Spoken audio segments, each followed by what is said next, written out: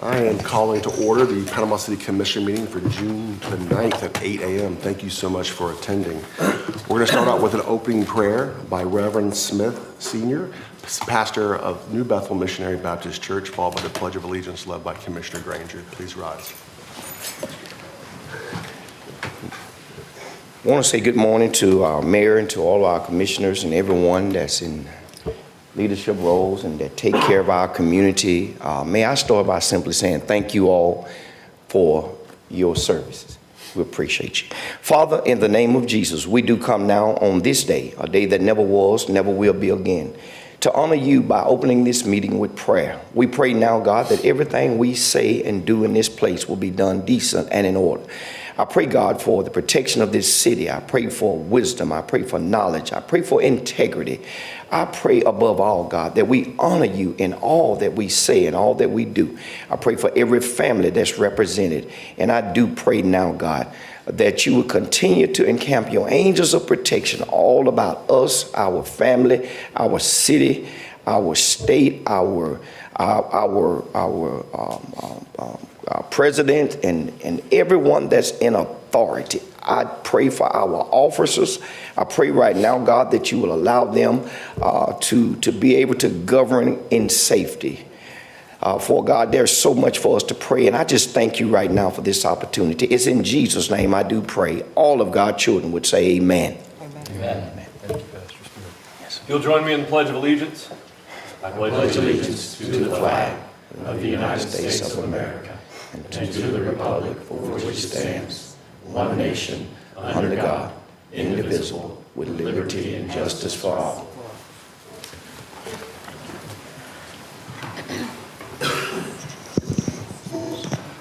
Please call the roll. Mayor Branch. Present. Commissioner Granger. Present. Commissioner Street. Here. Commissioner Hughes. Here. Commissioner Lucas. Present.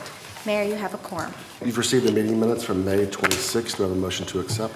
Motion to approve. Second. Any discussion? Please call the roll. Commissioner Granger. Yes. Commissioner Street. Yes. Commissioner Hughes. Yes. Commissioner Lucas. Yes. Mayor Branch. Yes. Motion passes 5-0.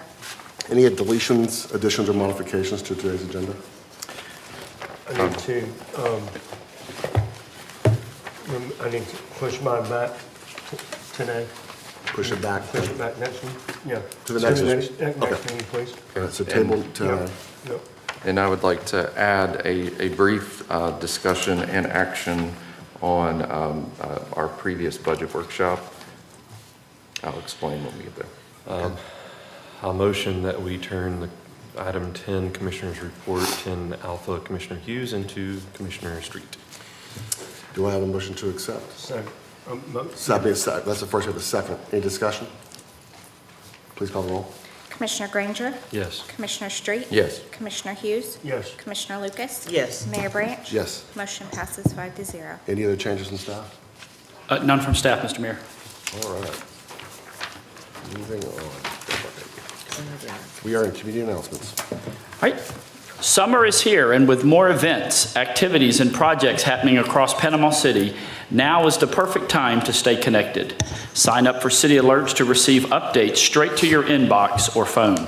From road closures and project updates to boil water notices and more, we'll keep you informed year-round. Scan the QR code on the screen or visit panamacity.gov to sign up today.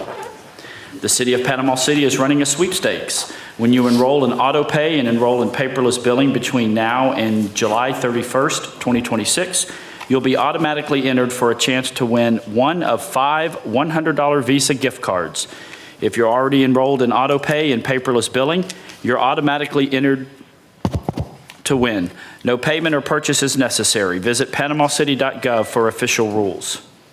Panama City's Charter Review Advisory Board continues its work on a thorough evaluation of the city charter. Their next meeting is scheduled for tomorrow, Wednesday, June 10th at 3 p.m. in room 236 at City Hall. For details on the advisory board's efforts to stay informed on upcoming meetings, please visit panamacity.gov.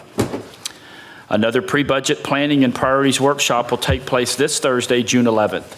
This workshop gives the Commission and city staff an opportunity to meet early in the fiscal year 2027 budget process to discuss direction and priorities. The meeting will be held at 4 p.m. in Room 10 at City Hall and will also be live streamed on our city website. Next Monday, June 15th, the City Commission will hold a live workshop at City Hall to review the Parks and Recreation Advisory Committee report and discuss next steps for the city's park system. Public viewing will be available in Room 10 at City Hall. However, public participation will not be included as this is a workshop. The Panama City CRA and Incremental Development Alliance are hosting monthly small developer meetups to help new and aspiring developers learn and connect. Sessions take place on the third Tuesday of each month through September at MySpace downtown at 97 Oak Avenue, starting at 5:30 p.m. The next meeting is Tuesday, June 16th. For details, visit the city calendar at panamacity.gov. All city offices will be closed on Friday, June 19th, 2026, in observance of the Juneteenth holiday. Garbage collection services and yard debris collection services will not take place. Regular business and collections will resume on the following Monday, June 22nd. The city will host a community meeting on Wednesday, June 24th at 5:30 p.m. at the MLK Jr. Rec Center. City representatives, along with Ward 2 Commissioner Janice Lucas, will gather input from residents regarding the MLK corridor development. This meeting is a continuation of the session held in May. However, the primary focus this time is to receive feedback directly from those who live and work within the MLK corridor community. Summer fun is in full swing at the MLK Jr. Rec Center. Registration is open for all of summer 2026 camps, programs, and special events with scholarships available for many programs. Scan the QR code on the screen or visit panamacity.gov for registrations and the full summer lineup. Those are all of our announcements, Mr. Mayor, Commissioners. Moving into public hearings. Item 6A is the second and final of two public hearings on ordinance number 3305, an ordinance establishing the Panama City North Community Development District located east of John Pitts Road and north of Old Majet Tower Road with parcel ID 03875-000-000. As background information, SE Land Development LLC, on behalf of the property owner, has petitioned the city to establish a Community Development District, or CDD, pursuant to Chapter 190 of the Florida statutes. Continuing relevant information, and the full packet is available in your agenda here today. Staff recommendation through the Director of Development Services is that the City Commission conduct the second and final public hearing and approve the ordinance. Mr. Mayor? Yes, this is a public hearing. If you wish to speak about item 6A, please come forward. Anyone on item 6A? Seeing none, I'm closing public comments. Entertaining a motion. Motion to approve. Second. Any discussion? Yes, I didn't know if staff was able to add language regarding the transfer of roads. No, but I have a sentence I would like to read. Okay. And see if that's acceptable to the petitioner. At the bottom of, I stuck it at the bottom of page 8, but the concept Commissioner Street asked, is it clear that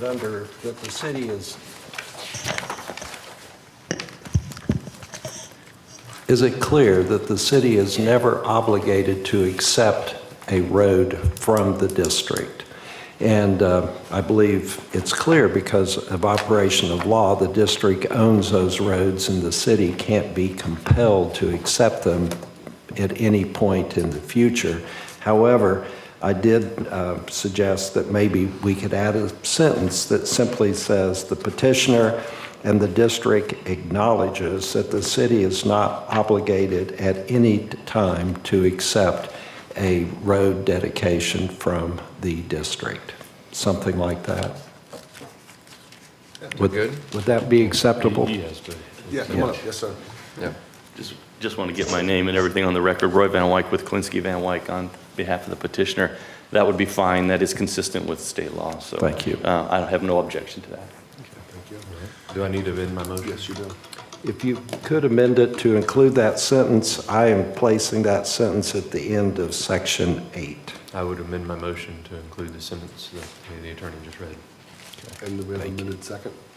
I'll amend the second. Okay, any discussion?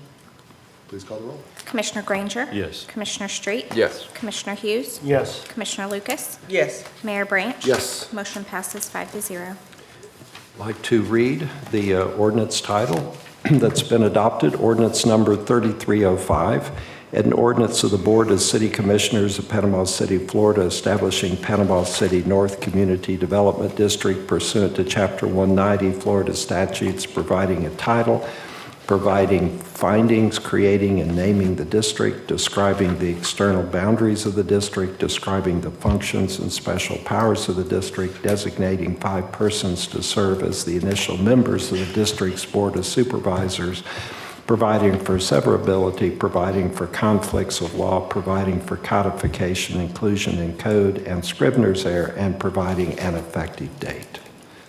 Item number 7 are quasi-judicial hearings. During quasi-judicial proceedings, the Commission will hear evidence and render a decision regarding the matter presented based on the evidence received.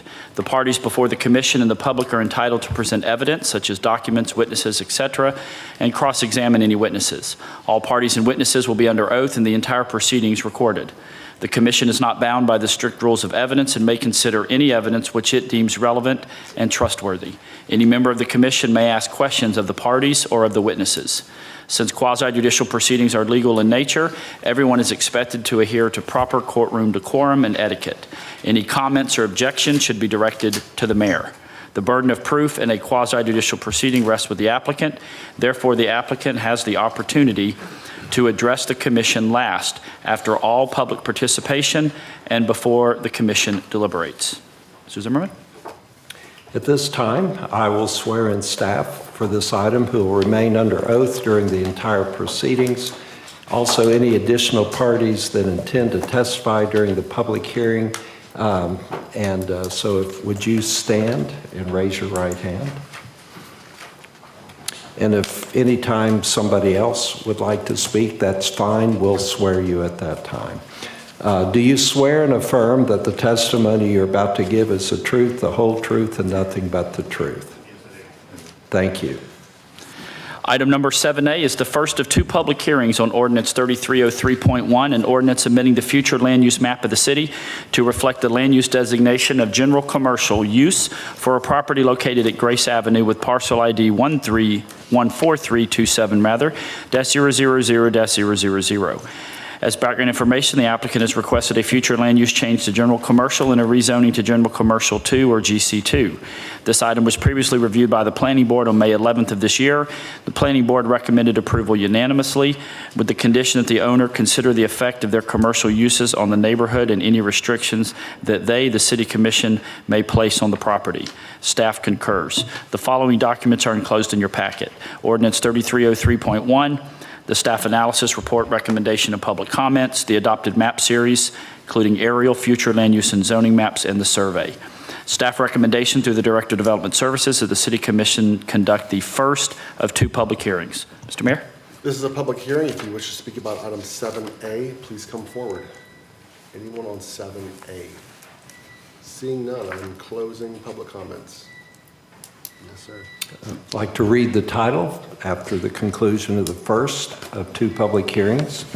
The title to the ordinance is 3303.1, an ordinance amending the comprehensive plan future land use map of the city to reflect a land use designation of general commercial for a parcel of land located at Grace Avenue, Panama City, Florida, providing for repeal or severability and an effective date. Item 7B is the first of 2 public hearings on Ordinance 3303.2, an ordinance amending the zoning map of the city to reflect a zoning designation of General Commercial 2 or GC2 for a property located at Grace Avenue with parcel ID 14327-000-000. This is the same piece of property for the prior ordinance. Staff recommendation through the Director of Development Services is that the City Commission conduct the first of 2 public hearings. Mr. Mayor? This is a public hearing. If you wish to speak about item 7B, please come forward. Anyone on item 7B? Seeing none, I'm closing public comments.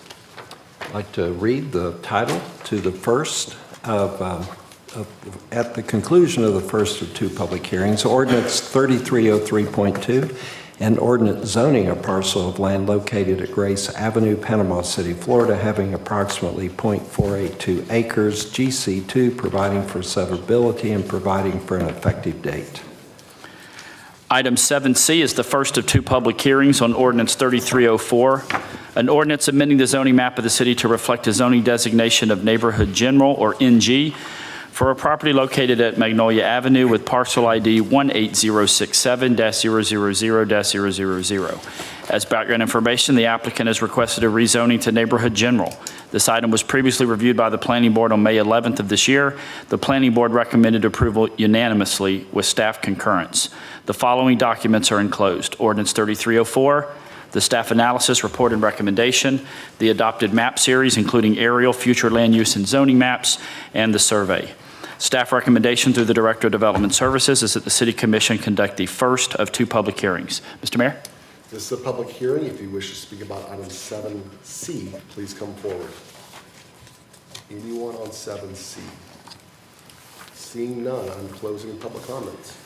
The title that I'm reading at the conclusion of the first public hearing, ordinance number 3304, an ordinance zoning a parcel of land located at Magnolia Avenue, Panama City, Florida, having approximately .707 acres, neighborhood commercial, providing for severability and effective date. Thank you. We are in audience participation now. If you wish to speak about any items related on the agenda today, please come forward. Yes, ma'am. Come on down.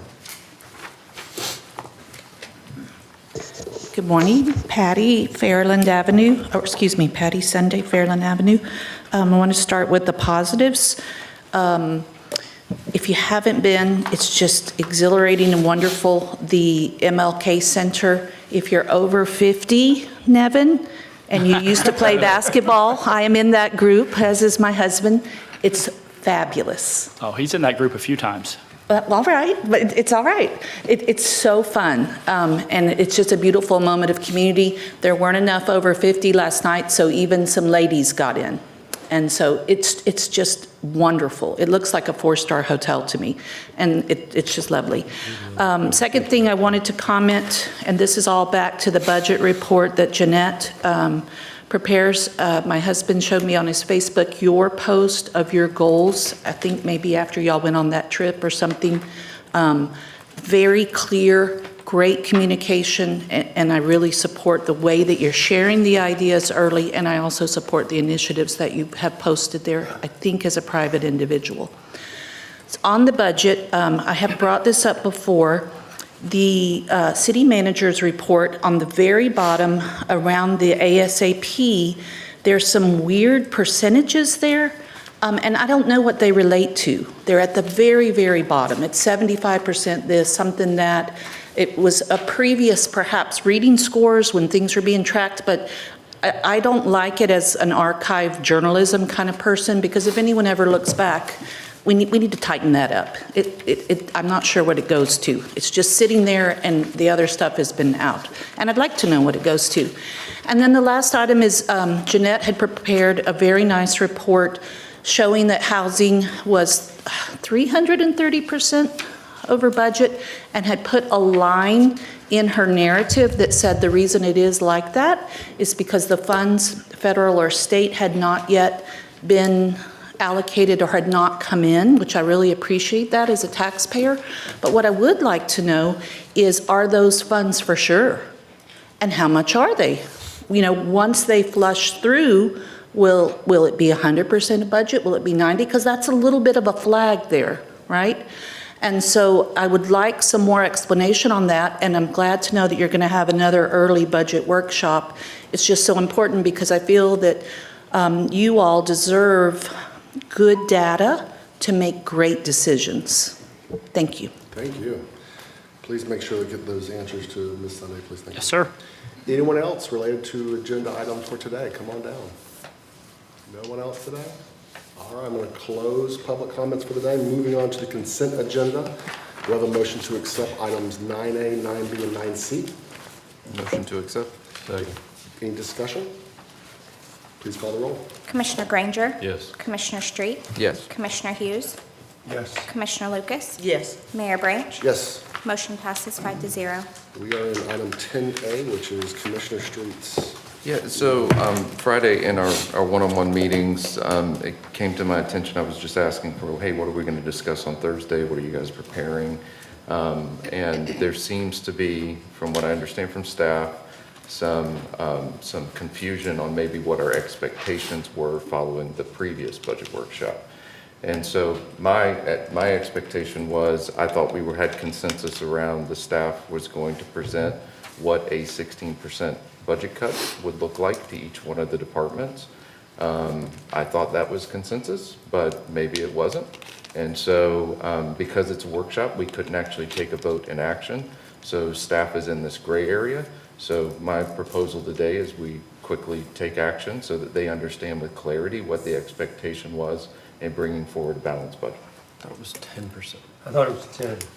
We I thought it started was at 16 and went to 10, I thought. Yeah, the 16.7% was an average. It's an average a month. We told you when we were doing revenue projections for fiscal year '27 that it was projected at that time in early March that we were going to have a $4.5 million shortfall in the general fund, which amounted to, when we looked at restricted revenues and allocated those out appropriately, it was a 16.7% average reduction across the rest of the departments. For discretionary spending. Right. Because we can't reduce debt. So it's not We can't reduce necessarily those. every department would see a 16.7% reduction. It was on average across all would be the 4.5 million. And we share with Commissioner Street, like we did, a lot of you, we have all been working hard since March to reduce that $4.5 million shortfall.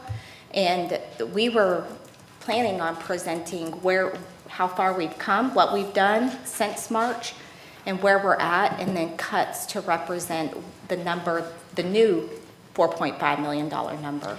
So what I hear is we are consistent, as in our expectation is that it would be proposed where this much in cuts would, or 10%, 16, whatever that was. I would like us to take action on ensuring that staff has that instruction. Otherwise, what they're going to do is any projection that shows an increase in revenue, they're going to take that and propose less in that categorizing. Am I correct, Ms. Waldron, as in that is the current plan?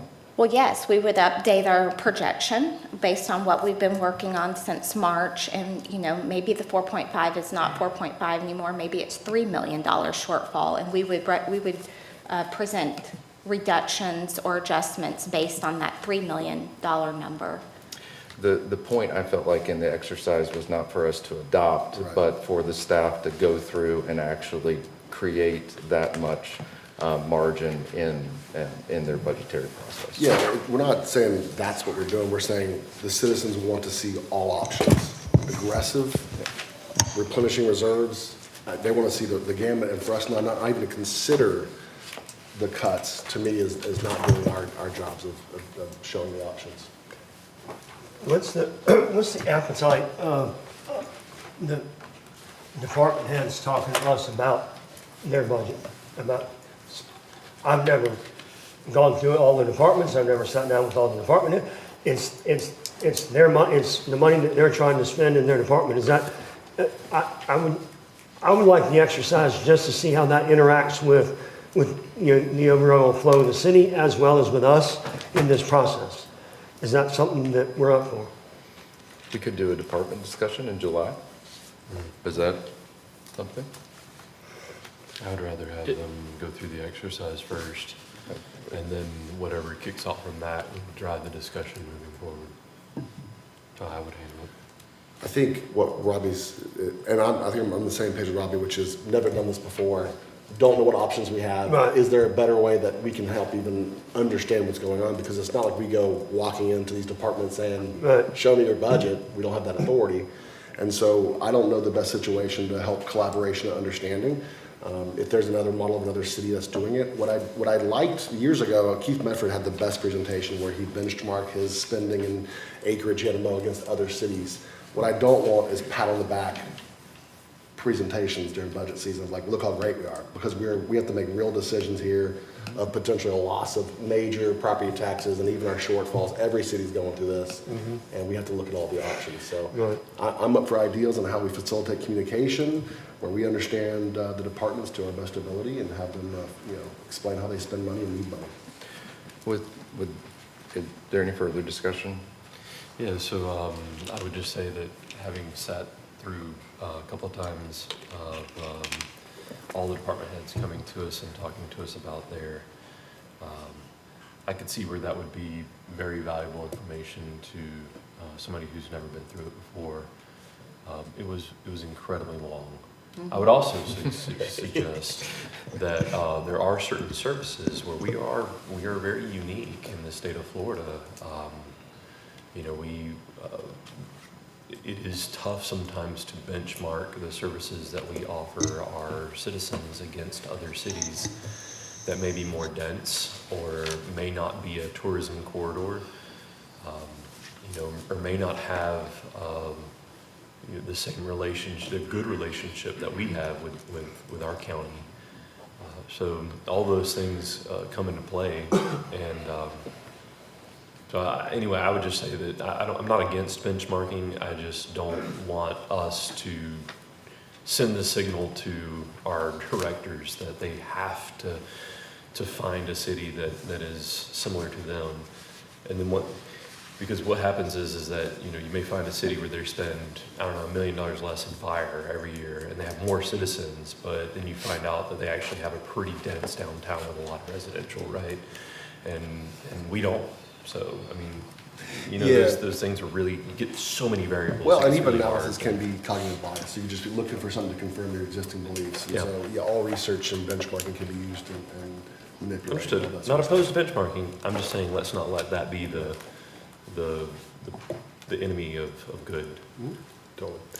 Gentlemen, I like to see us be clear about what we do want. Often we'll say up here, I don't want this and I don't want that.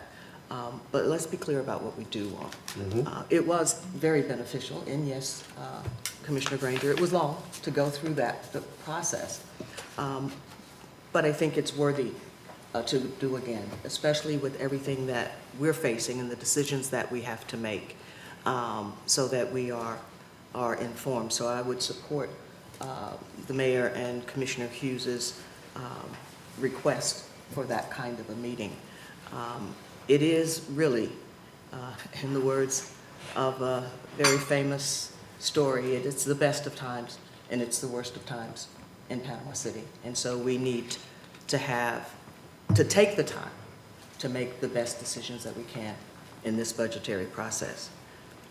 I'd say, Robbie, one of my pushback on individualized department head meetings with one-on-one with us, I'm against that because one of my issues in general is we all come to the table asking different questions. That's right. And we have different information. Yeah. And I'm always wondering like, well, what questions are other people asking that I'm not asking? Yeah. And let's so do it together, I'd like rather, we I'd did rather it before. be together.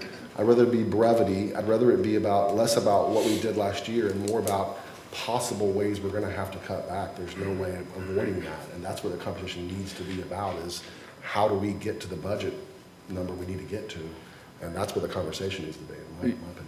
You know, I'll let you guys know kind of how the conversation went on Friday. It was, hey, we're going to present you guys a balanced budget, which we're statutorily required to do. So there's no way around that, nor would I want to be around that. But we are not truly prioritizing what we want in this entire process. Exactly. And the point of wanting to see what these cuts and measures are is it gives us the flexibility. If we create $2 million worth of margin, well, that's where you prioritize from.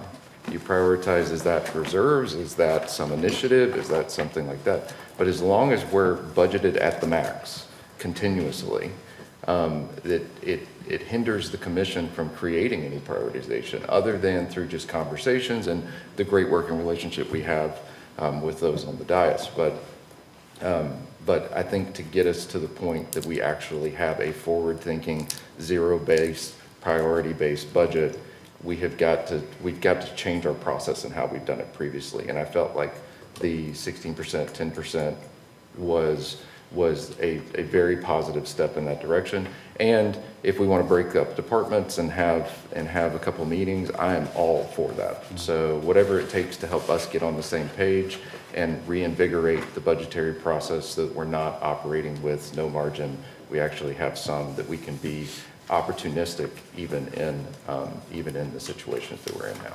So with that, I'll make a motion that we give a clear instruction to staff on the $4.8 million worth of cuts that were requested at the workshop, as well as preparation for a department-based presentation with us as a commission for us to ask questions and dive into each one of these budgets individually. I'll second that. Commissioner Street, was that 4.5 or 4.8? What was the number that It was was presented to? 4.5. Okay, 4.5. Yeah, I amend my motion. I second that.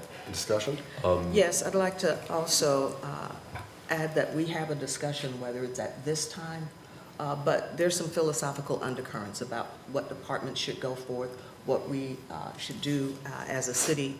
And as we're looking at making these budget cuts, it is important that we, the five of us, talk openly about the direction that we think the city ought to go. And this budget process is very key to that.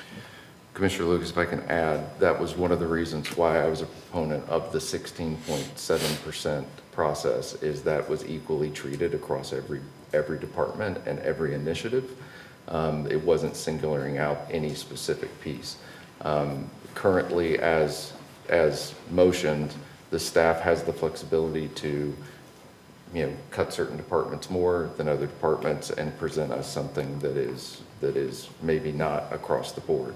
So what I heard on Friday was that there was definitely some inconsistencies is maybe in our conversations, and I felt like we were clear. It sounds like today we were clear, but I would put forward, do we want to do that 16% across the board so that there is not a department singularized and then have the conversation, or do we want staff to present something that may be a 1% cut to one department and a 50% cut to another department?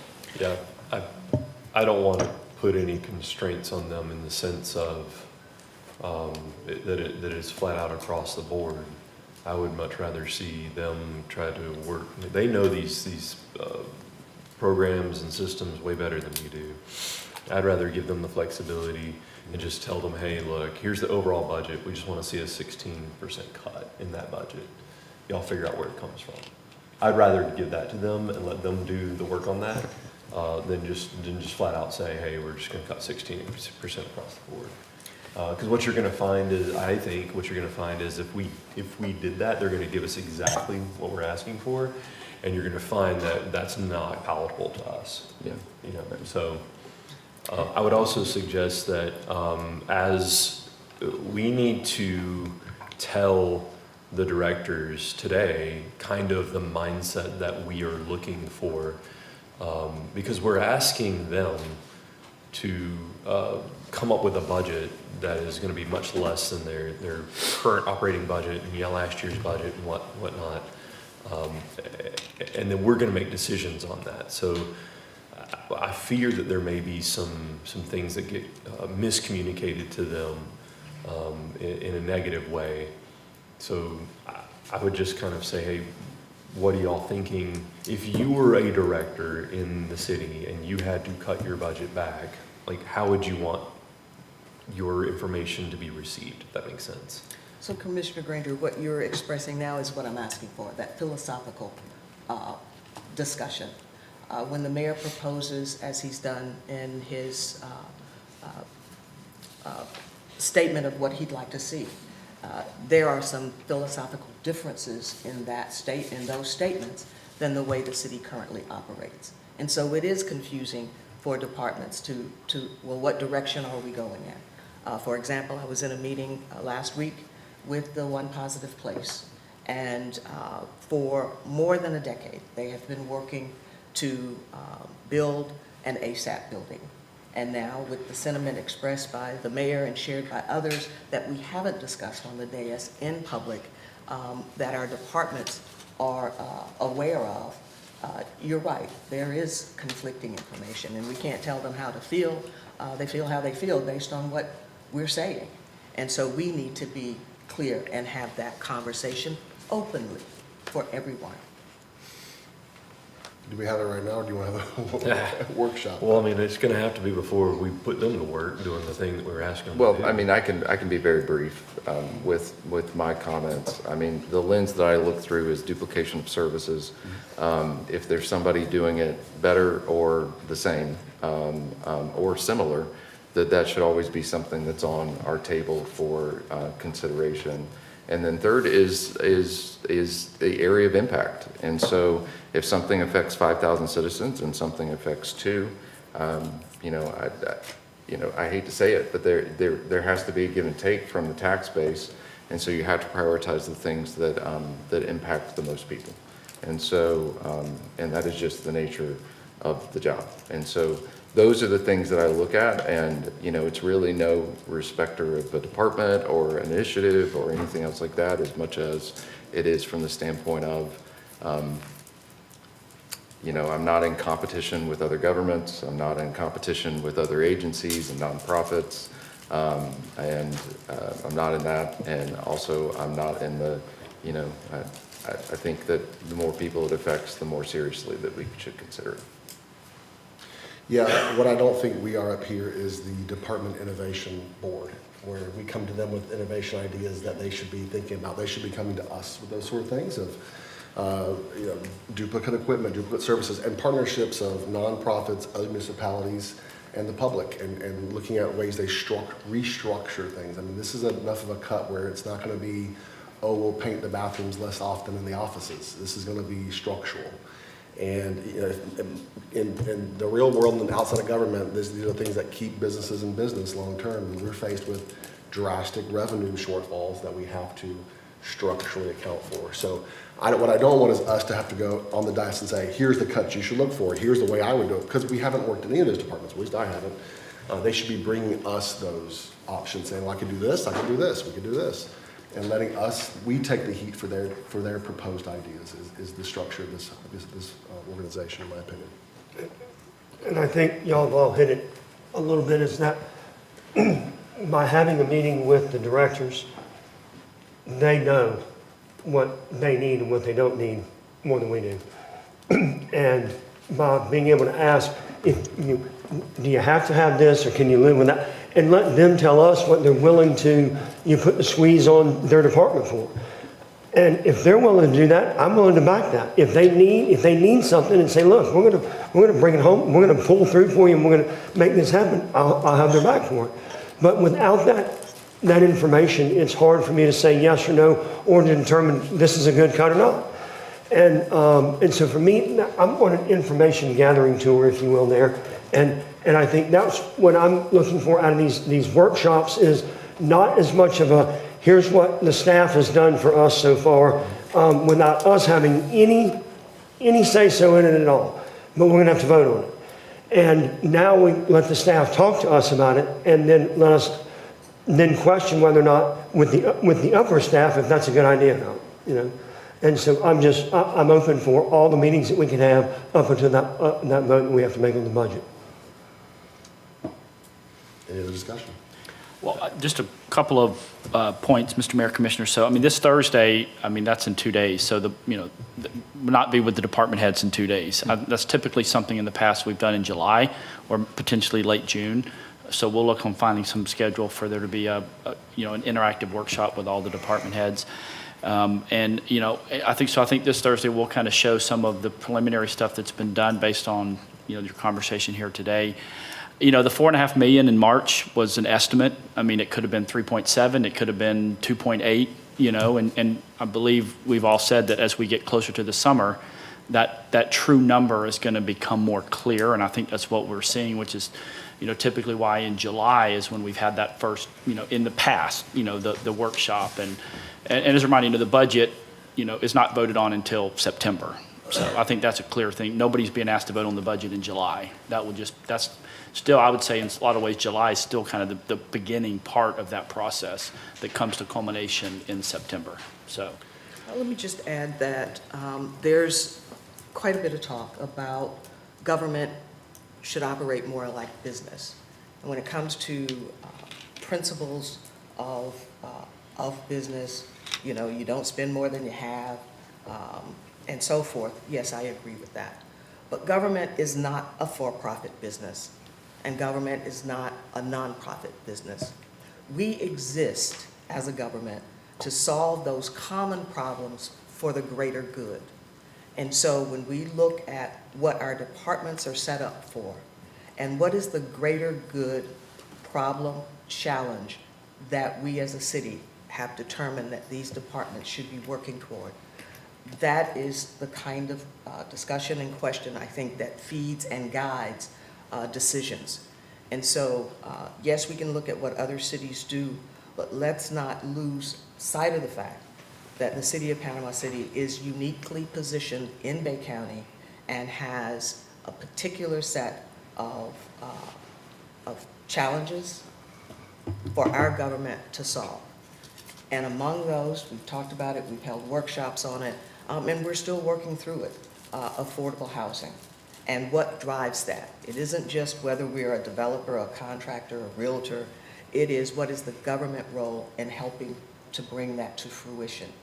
And I just want to add that saying that we can put it all on nonprofits who don't have the authority that government has to really solve such a problem is not a thing that we should do.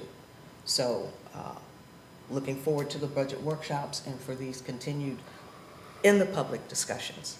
I'm hearing a lot about the one-on-ones and what my colleagues here are saying individually, but collectively we have to make a decision.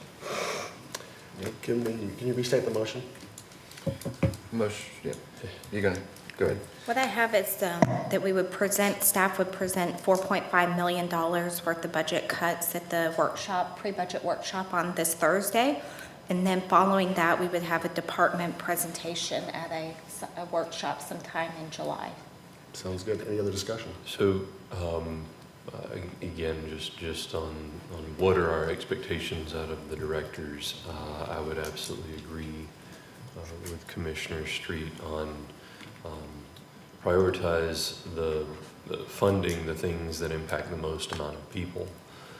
But if I were by myself asking for this, what I would ask for is kind of 3 different proposals, if you will. Maybe 3 is too many, but I would ask for just 2 different ways of looking at your entire department budget. And one is what happens, say, if we get rid of this entire program, what would that look like? How many people would that be? Are we able to utilize those people elsewhere, or would that result in a layoff?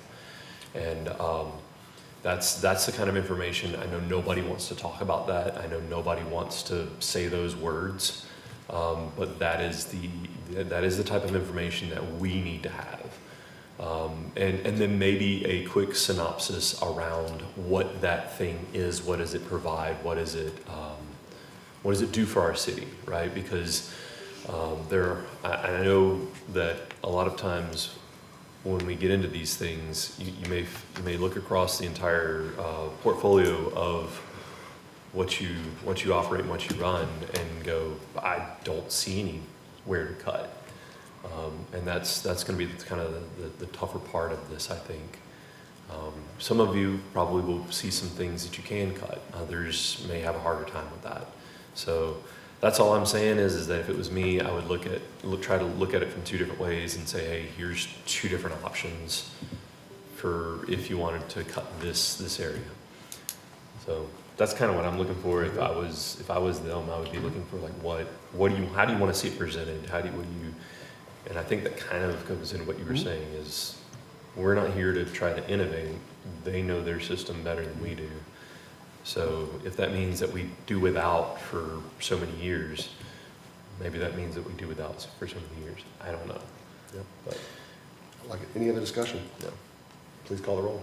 Commissioner Granger? Yes. Commissioner Street? Yes. Commissioner Hughes? Yes. Commissioner Lucas? Yes. Mayor Branch? Yes. Motion passes 5-0. We're on 11A. 11A. 11A. I have in front of you, included in the agenda pack is a letter. It's consideration approval of payment to City Marina Partners, and then budget resolution number 202606095. This letter contains an invoice from City Marina Partners, LLC, in the amount of $98,163, and the budget resolution. I sent you a letter that was on the agenda, but then I asked that it be removed because of, questions that were asked about it. But in that letter, I recommended approval of payment of the invoice. And as stated in my letter today, I once again recommend payment and approval of the invoice and adoption of the budget resolution.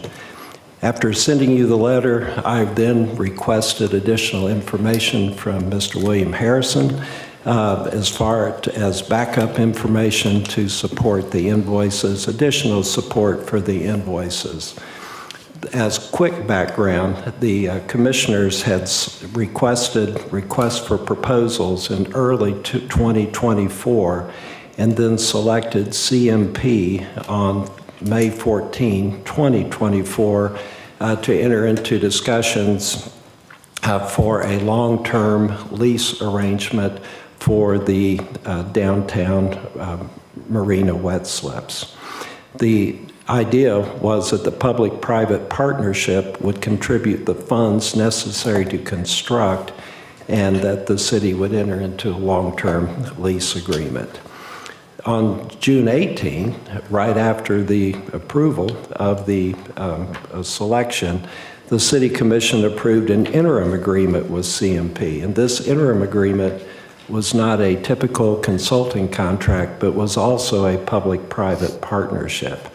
And the interim agreement provided to reconstruct the marina fuel docks at the city cost, and that was accomplished, and the city paid for that. But then also provided for wet slip design and permitting consultant services at CMP's cost, and those services would not be paid for unless a long-term lease was not agreed to. And if no long-term lease would be agreed to, then the city would pay CMP for all reasonably incurred engineering and consulting costs associated with the design and permitting of the basins. The interim agreement, like I mentioned, was not a typical consulting contract. It was a public-private partnership where both parties desired to successfully negotiate a long-term. It was a desire, though, for the city to continue utilizing the individuals or the principals in the CMP relationship to continue design and permitting efforts. On December 16th, a year and a half later, 2025, the Commission determined to terminate the interim agreement, and then a request was made, and as indicated previously, the invoice was submitted, and then I requested additional information. The agreement states that the city will pay reasonably incurred engineering consulting costs, also language that is typical for all public-private partnerships. The parties commit in good faith and fair dealings to work in good faith and fair dealings with each other. We'll not go into detail about the use of reasonableness in the contract other than it is a standard legal term that's been recognized for centuries and is codified in what the restatement of contracts. So questions that have been asked were the consultants qualified? Were the fees charged by consultants and their billings reasonable? Was the time spent and the product produced on the design and permitting of the basins reasonable? Was the overall cost in light of the results and other expenditures to redevelop the city marina reasonable? And my answer to all those is yes, but once again, this is a recommendation to you, who you are the decision maker. Real brief, were the consultants qualified? I recommend the answer is yes. These are the same individuals that were selected for the St. Andrews Marina long-term lease. They were the same individuals that were selected by the City Commission to enter into negotiations with a long-term downtown Panama City lease. All of their resumes were attached to the request for proposal. I believe that they were qualified. Were the fees charged by the consultants and their billings reasonable? And I believe, I recommend the answer to that, yes. There were two consultants that made up the work for CMP. One was Marina Solutions LLC, the other was GC Marina Partners. There was no requirement that CMP submit hourly billings to demonstrate the work that was performed. In other words, the goal was to, and the obligation was to reimburse cost. As an example is Cypress Environmental LLC and Coastal Waterfront Consulting LLC, both much smaller invoices or lump sum invoices. Could have presented a lump sum invoice to look at, but they did choose to provide hourly billings as well as a narrative that described what the work was. So even though there wasn't a requirement for CMP to submit hourly invoices to demonstrate the work performed, they did so, and they provided both the narrative as well as the hourly billings. In looking at particular Marina Solutions LLC, that's made up of 4 individuals, 2 attorneys, William Harrison, Cooper Harrison, Joe Winkler, a marina consultant, and Scott Burke. And they accounted for 78% of the total consultant billings. They have represented to me that those are the normal customary hourly billings that they have used with other clients. So it did not appear unreasonable as far as looking at the total fees, whether or not it's hourly or even a lump sum. Was the time and product produced on for the design and permitting on the basins reasonable? My recommendation is yes. CMP had no incentive to incur unreasonable costs because they were hoping never to bill the city. They were hoping to have a long-term lease agreement, and the work and the effort that they put into would be rolled into the long-term arrangement. So they didn't have an incentive to just rack up expenses. CMP was involved the city staff and commission throughout the entire process. The staff knew exactly who was working on the efforts for CMP, and CMP has represented that the time spent did not overlap with efforts associated with the negotiations for a long-term lease. For example, it was helpful to know to have a market consultant give advice as far as the size of boat slips, do a market study. But none of that was included in the cost that were billed to the city, primarily because it was also extremely helpful in trying to negotiate a long-term lease. So things that were questionable was represented to me that they were not included. Then was the overall cost reasonable in light of the results and other expenditures in the redevelopment of the city marina? And my recommendation is, well, yes. If you look at the total that has been spent since 2023, the city has paid or obligated to pay over $825,000. That includes payments to Dover Coal, to St. Joe, to Wooden Partners, Panhandle Engineering, John Anderson, Public Financial Management, and none of these were exactly what CMP was working on, but they were all part of the effort to redevelop the downtown marina. So it did not seem to me, and I would recommend that the overall cost is reasonable in light of the results achieved. The CMP was able to assist in developing and obtaining and keeping a permit for the first exemption for the first 50 wet slips. Also, they began work on the overall permitting of the basin. CMP produced a conceptual design for the basin, and the city approved on the southeast half of the basin. The city accepted that, and that has now been fully designed through the St. Joe efforts. Their interim agreement, as I mentioned, is a partnership which parties are obligated to deal fairly with each other. So in conclusion, I believe the agreement under the circumstances and the goals and objectives stated by the City Commission was reasonable. It was a good agreement. I believe that there are criteria that they had to comply with. It was clearly only design and permitting expenditures would be reimbursed. The total amount does not seem disproportionate in relation to what was achieved and what has been charged, and this is why I once again recommended approval. However, I'm not the expert in this. That was my analysis, and that's the best analysis I can give to you as the commission.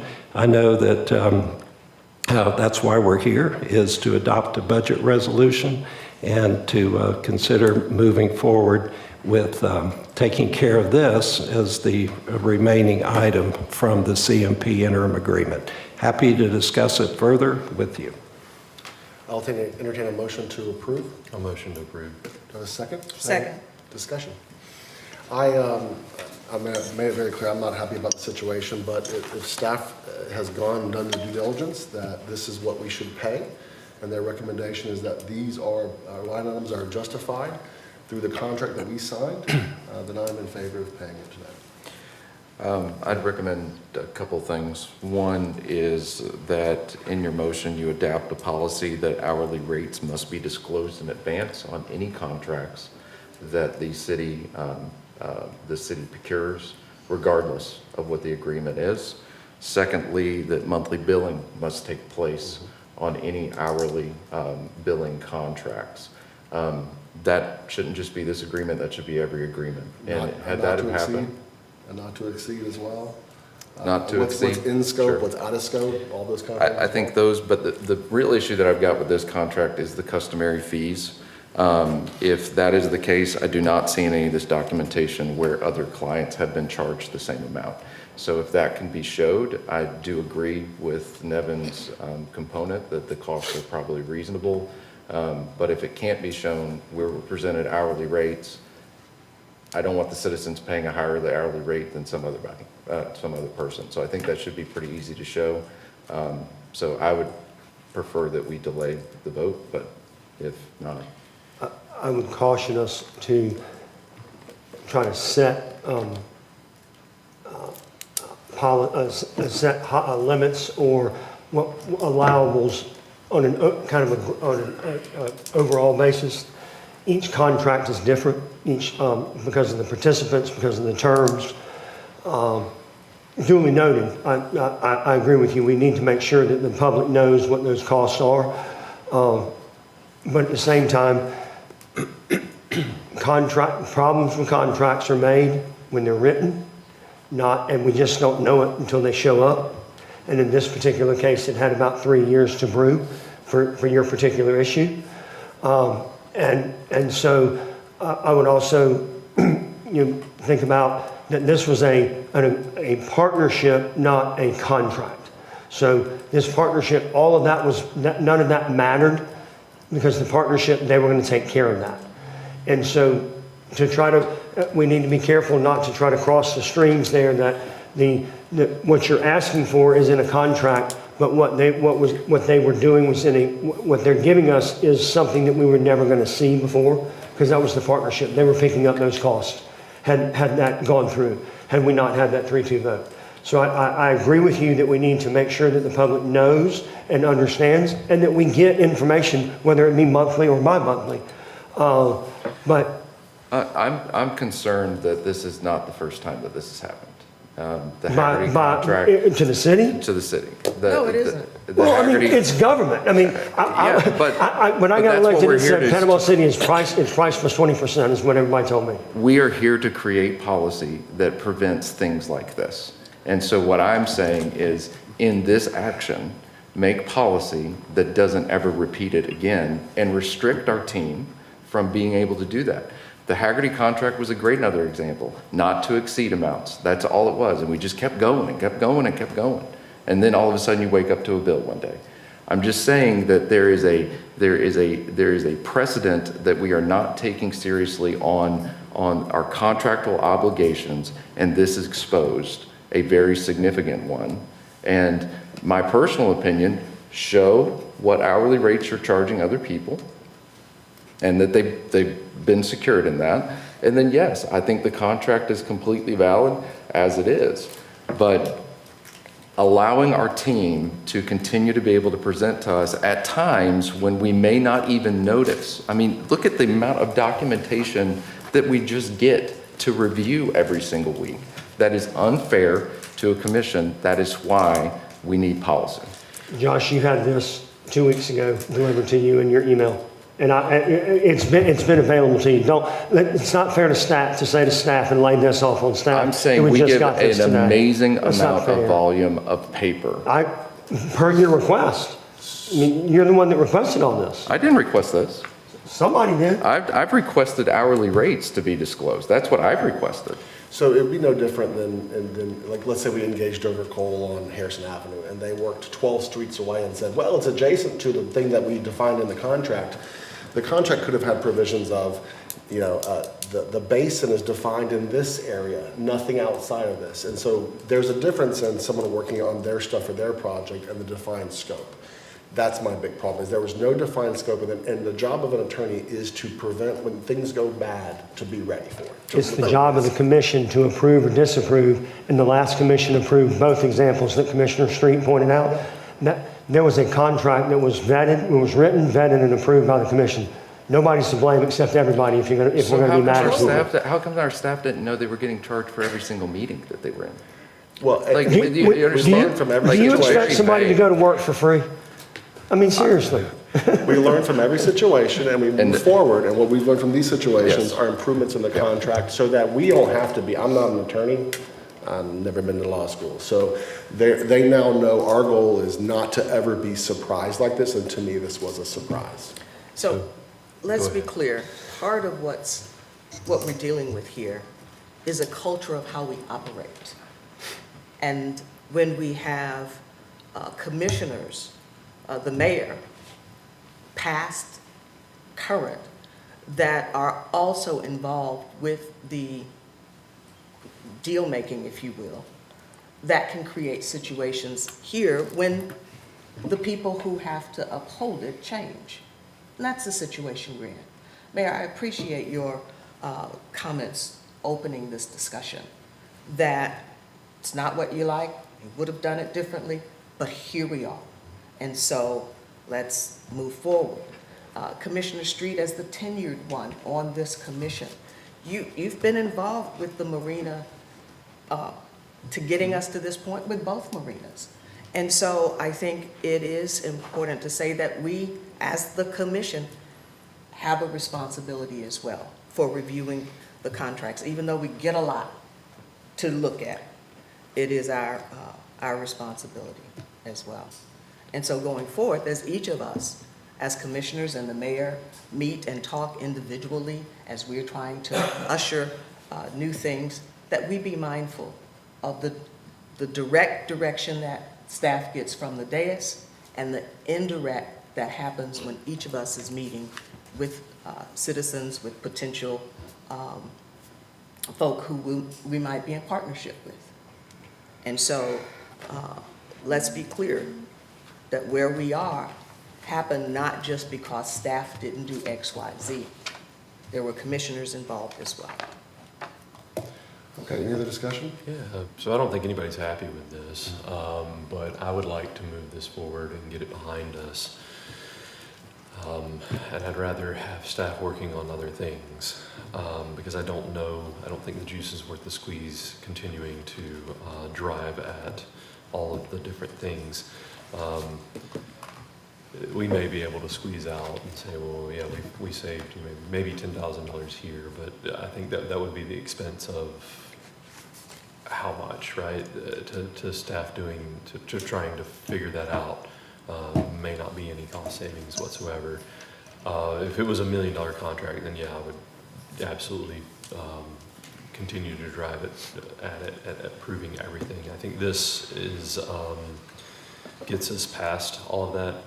I like your suggestions. I really wish that they would be in a separate motion, because I like the clarity of finishing this, being done with it, and then as we move forward with any other contracts, here's the new standard. And I really like the things that you've added to that. I just don't want there to be any confusion that that standard applies to this contract. Does that make sense? It does. I would just like to say that if we can't entwine it into this motion, then I'll obviously be voting not in favor of this, but I would like to make a subsequent motion to make sure that we follow through with those policies moving forward. Okay, that's fine with me. I mean, Okay. I was going to suggest that you make Yeah. that motion. Yeah. right Okay, after. so If you intertwine it, I can support it. If not, then We want to intertwine it or not? Why does intertwining help you support I it? don't understand that either. It doesn't, you're still paying the bill. What's wrong with paying the bill? what I'm asking for in paying the bill is a tie-in to a policy that will never repeat this. And by separating them, you are putting them in two separate motions, which the commission could decline, the second motion. Does that make sense? Oh, you're losing leverage. We can move I think- that one first. Yeah, Yeah. let's So- do that. okay. That sounds great. If we move it first, then that's fine. Does that I'll- impact what we're trying to actually do? Yes, it does. We need. It does not if we approve the Let's keep our contract. eye on the ball here, Yeah. folks. Let's do that, What did please. you say, future contracts? then? Yeah, So sure. you Future could say contracts. commercial to Written future contract. How about, contracts, not this let's contract. vote on something that's on the agenda before we vote on something that's not on the agenda. That's Well, been this this delicate. is on the agenda. Not It's your involving a motion. contract. We've saved $400 in 6 months, to Brian's point. We got this invoice in January, and it's now June, and we're gonna save from 98.5 to 98.1. So to your point, Brian, we can continue to fight about it, and by the time we're all dead, 100 years from now, we might have saved $1,000. Yeah. Mayor, I think you have general consensus I to think so do too. two So There's a let's motion. restate, the motion is just to approve the That's agenda right. item, correct? Correct. Yes. We have a motion. So we have a and motion and a second. Any discussion? Let's call the roll. Commissioner Granger, Yes. Commissioner Street, Yes, no, Oop. no, I'm sorry. Commissioner Hughes, Yes. Commissioner Lucas. Yes. Mayor Branch. Yes. Motion passes 4-1. I'd like to make a subsequent motion that. Just a second, Mr. Zimmerman, will you read the resolution? I'd like to. And it's a budget resolution, I don't have it right here, here it is. Resolution 2020-60609.5, a resolution providing for the amendment of the approved fiscal year 25-26 budget to utilize marina reserves for payment to city marina partners pursuant to the interim agreement. I'd like to make a subsequent motion to that all contracts that are going to involve hourly rates in the future, they must be disclosed in advance and monthly billing must occur. I'll second that. Any discussion? Yes, how does this get what you want when what we had was a partnership that started? If we're that going to wasn't use- based on That wa- hourly rates. If we're going to use hourly rates as a cost for reimbursement, they should be disclosed in advance and it shouldn't take 3 years I for heard them what to you bill said. them. I'm Yeah. asking you, how does that, What if would we have go hap- into another Oh, partnership? okay, great. Okay, Like this. I understand. So what would have happened is when the commission approved the contract, we would have had hourly rates disclosed. Staff would have been aware of the amount of billings each month so that they could have, Caught things they, early. they could have caught this sooner versus it's taking 3 years before and everybody being shocked by it. But the agreement at the table was we are going to move forward with a partnership. You go to work, we're not going to charge you for the 50 slips, and unless we don't reach an agreement. Right. And so the intention was that they were moving toward an agreement. How does what we're doing now address that? Will that handle it, or do we need a different statement? I think it would have handled it Yeah, from if the there's a standpoint of chance they of would have being- been seen. Chance of receiving a bill, it should be fixed bid or provide your hourly rate with monthly check. But her point is, in that partnership, there was no bill coming. Well, there is. There was an yeah. unless, the word unless. Right, and so Yeah. does what we're asking now, address the unless. If we put the unless in there, unless is in there, and then we put this statement in that contract, does this direct staff to make sure that this statement would go into the very same kind of situation that we were in? Mr. Zimmerman, based upon the motion, would that have affected this contract? I think it would have affected the billing. You wouldn't have seen an hourly billing. You would have seen a lump sum billing, just like the billing that they received and we approved in connection with the Cypress engineering on the permitting, in connection with the Marina Solutions. It was a lump sum, and so it would affect the billing, but not the hourly. Maybe, because obviously they couldn't bill hourly. Also, it may affect the policy decision. The policy decision that the commissioners, or the policy goal, was to have the public-private partners working together before we had a long-term agreement. And so if we had a situation where it may be that you just couldn't do that. And that's not a bad policy decision to say, look, let's stop. Let's not have our partner going ahead now, even though we're desperate to, to get work on the downtown marina going. But let's not do that, and let's wait until we have a long-term agreement done, and then we won't have this situation. From my perspective, if this situation comes up, I'll just remind everyone of what happened this time. And it may not be a good policy decision in the future to try to do both simultaneously. Just work out your long-term agreement, and then you don't have to deal with this. But that wasn't the policy goal. The policy goal was to do both simultaneously, and it worked on the fuel tanks, and it worked here. It's just that it's hasn't been as smooth. And Commissioner Street, I'm not against what you're proposing. I just want to be certain that what we're doing, and I still think we need that. Yeah. Right? But that what we're doing addresses the heart of the matter that you want to address. I just still think a blanket policy of capping and applying it to everything is a bad idea, because you don't know what you're about to affect today by making. And I agree with that, but you can have a policy of we negotiate with an open hourly rate rather than just making a negotiation piece, not that tie it to that as far as while you're putting it together. I don't buy a steak dinner unless I know what the cost is. No, I get that. What I'm saying is, Alan, that we should never have had that, because that 3-2 vote is what created that $98,000. Right. Okay. Again, the job of the They attorney is to- negotiated a deal that didn't. I totally understand. Just like whenever every legal agreement is shaped in a way with partnership agreements, are all having the rules of engagement if things go good or go bad.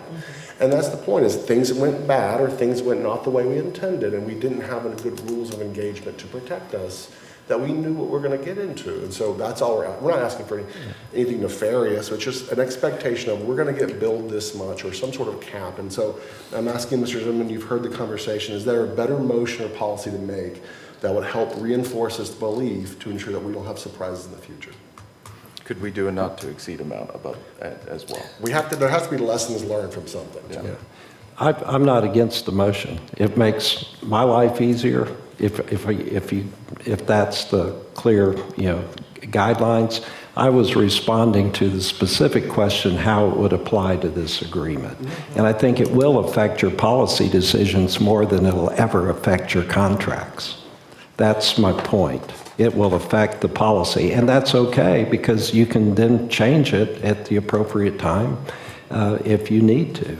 But that is, you could put a not to exceed number in there, and the Haggerty contracts all had not to exceed numbers, but then they were voted to raise the cap. I mean, but yes, you can put a not to exceed.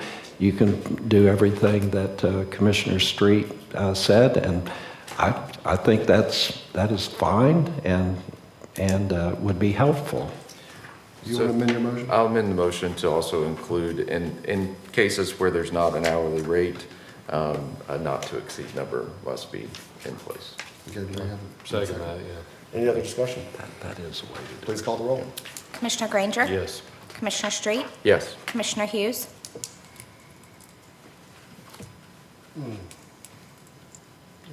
Do I cap myself? I'm sorry, but there was a cap in this one, but it wasn't, that's my point. That's not a novel concept to put a cap not to A exceed. novel concept. Yeah, no. Commissioner Lucas? Yes. Mayor Branch? Yes. Motion passes 4-1. We are on item 12A. Yes, thank you, Mayor. Item 12A is appointment of Mayor Pro Tem. The Panama City Municipal Code includes the following language in the charter and related laws. Subpart A, Charter, Article 2, City Commission and Mayor Commission, Division 1 in general, Section 30, Election Duties of Mayor Pro Tem. The commission shall annually elect one of its members to serve as Mayor Pro Tem, who shall perform the duties and exercise the powers of the mayor in the mayor's absence. In the event that both the mayor and the mayor pro tem are absent, the commission shall elect one of its members to serve as presiding officer and perform the duties of the mayor. Historically, the position has rotated among the commissioners. Based on the historical trend, the next mayor pro tem in the rotation is Commissioner Josh Street. The term of the position will be from June 9th, 2026 to June 8th, 2027. I will entertain a motion to accept Commissioner Josh Street as the mayor. So moved. Mayor Junior. Second. Any discussion? Can we call it Mayor Junior? Thank you, Mayor. That's good. Please call the roll. Commissioner more work. Granger? Yes. Commissioner Street?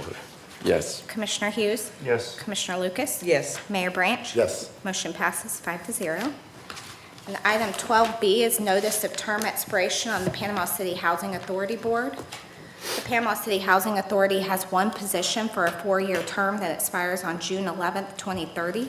The current board member does not wish to remain on the board, and the city clerk's office has received one application, which is attached from Mr. Austin Clanjack. A motion we approve, Austin. Second. Any discussion? Please call the roll. Commissioner Granger? Yes. Commissioner Street? Yes. Commissioner Hughes? Yes. Commissioner Lucas? Yes. Mayor Branch? Yes. Motion passes 5-0. City manager. Item 13A is consideration to approve budget amendment resolution number 20260609.3 and M0168 amendment number 2, an increase of $3.5 million to the existing subrecipient agreement between the Florida Commerce Community Development Block Grant Disaster Recovery, or CDBG-DR, and the City of Panama City Area AO Infrastructure Improvements. As background information, on October 5th, 2022, the Commission approved the grant agreement M0168 for infrastructure repair in Area AO in the downtown area of Panama City. The original agreement was to repair and/or replace up to 1.75 miles of damaged water, sewer, and stormwater lines in the downtown area of the city. This increase in funds will extend the area of the downtown to repair and/or replace 2,300 linear feet of water lines, 2,400 linear feet of sewer lines, and 2,600 linear feet of storm, and pave West Beach Drive from 6th Street to 4th Street and Mulberry Avenue from 6th Street to West Beach Drive. In some of our conversations, it was asked, why is the city able to receive these additional funds? And there's a couple of different reasons, Mr. Mayor and Commissioners. Number one, I think following the hurricane, the heat map and the overall assessment of our entire city infrastructure program that was done identified areas that we needed to focus on. Obviously, a CDBG-DR grant has to be used in an LMI area. Additionally, I think since then, the actual execution of these projects, actually getting them underway, getting them designed, and then getting them done and completed, has done something that has put us in a very positive light with the Florida Department of Commerce in Tallahassee. So when other city and counties do not spend the money, and you have some money left over like you do in this particular grant, they reach out to city and counties that have executed those successfully, and therefore we were able to get additional money. And this additional grant money to be used downtown in Area AO, roughly what you see on your screen is the Area AO. We will now be able to not use surtax money for the West Beach Drive roadway improvement project and use that money elsewhere in the city. Therefore, staff recommends through the Director of Public Works and our Disaster Recovery Project Manager that the Commission approve Budget Amendment Resolution 20260609.3 and the authority to sign the grant agreement M0168 Amendment Number 2. Mr. Mayor? Yes, I will entertain a motion to accept. So moved. Second. Any discussion? I wanted to mention that so much of this job is actually dealing with problems other people have created on your behalf for you that you're handling. And this is a big win that previous city managers, elected officials have, that we actually are celebrating a win that they helped create along with staff as well. So this is an awesome win for the city. Any other discussion? Please call the roll. Commissioner Granger, Yes. Commissioner Street, Yes. Commissioner Hughes, Yes. Commissioner Lucas, Yes. Mayor Branch. Yes. Motion passes 5-0. Commission has approved Resolution 2020-60609.3, a resolution providing for the budgeting of capital funds. Item 13B is consideration to approve Budget Amendment Resolution 2026-0609.4, accepting and expending grant funds from the 2025 Patrick Leahy Bulletproof Vest Partnership in the amount of $8,645.00 and transferring the required 50% matching funds in the amount of $8,645 from the general fund to the grant fund for the purchase of ballistic vests. As background information, the Panama City Police Department, or PCPD, has participated in the Patrick Leahy Bulletproof Vest Partnership since the year 2000, which provides a 50% reimbursement for eligible ballistic vest purchases. The 2025 award amount was $17,290.00. Ballistic vests have a 5-year service life and cost about $1,000 each. These funds will be used to replace expiring ballistic vests for sworn police personnel and support continued officer safety and compliance with equipment standards. Staff recommendation to the Chief of Police is that the Commission approve this request and the accompanying budget amendment resolution. Mr. Mayor? I will entertain a motion to accept. So moved. A second. Any discussion? Just to say that the property tax proposal would be affecting, I believe, decisions like this, where we have matching funds and then we have to match them. And that would hamper our decision to do that when we are looking at property tax cuts, because those funds help us to be able to take advantage of these matching grants. Any other discussion? Please call the roll. Commissioner Granger, Yes. Commissioner Street, Yes. Commissioner Hughes, Yes. Commissioner Lucas, Yes. Mayor Branch. Yes. Motion passes 5-0. The Commission has adopted Budget Resolution 2026-0609.4, a resolution providing for the amendment of the approved fiscal year 25-26 budget to accept and expend funding from the 2025 Patrick Leahy Bulletproof Vest Partnership Program and the 50% match. Item 13C is our monthly operational report. It's there for your questions. Otherwise, staff has nothing to add at this time, Mr. Mayor. The two percentages that Patty Sunday had. Yeah, we'll look into that and Make sure you circle back there. circulate Yes, sir. everybody too, please. I do agree it's not clear. We'll make sure it's clear in the Any future. questions for the city manager on the project and efforts update? No, but I'd just like to add, in reference to Patty's question, the honor roll, 36% of the kids are on the honor roll, so that means that they are doing exceptionally well in the program, and 98% of them have good conduct in the program. The reading comprehensions where we could benefit is just knowing what the range is, how they fit in the range. Awesome. Anything else? Just want to point out that our memberships at the MLK Rec Center keep going up. Way to go. Yes. So we have a motion to adjourn. Do we have a second? Second. Any discussion? Please call the roll. I've never heard him say motion to adjourn. Commissioner Granger, Yes. Commissioner Street, Yes. Commissioner Hughes, Yes. Commissioner Lucas, Yes. Mayor Branch. Motion Yes. passes 5-0. I know, I was just trying to delay it. Thank you.